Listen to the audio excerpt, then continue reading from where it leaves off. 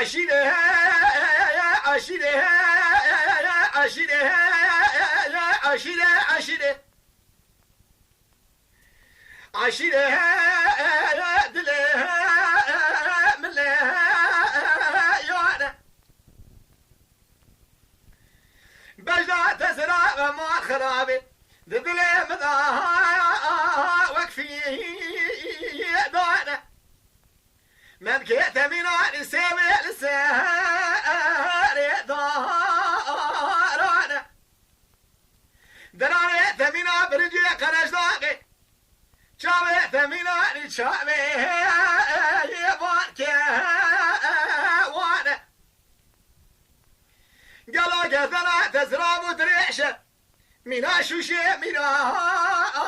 تلام بانا سقيت فريا مناني ميدان اسبانا سنادة سوارة مناني حناري سبزيكي ليلة زي ما الخراب صار بو للسهر فهلانا نقيت بشوقا لاقي سؤال معسوق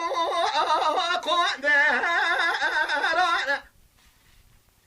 تري بيجي تسرابن قالوا لايقي قستيل وزهرانا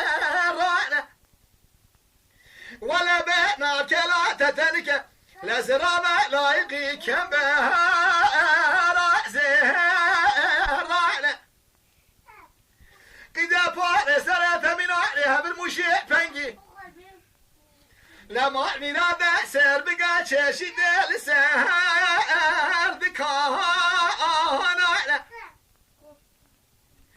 لحلا بقول لاقوا من خابنا لما قلت راح بشتاء ذقبنا بشتبع لازلام دبولي بدنا نقدر على شكلي ماخ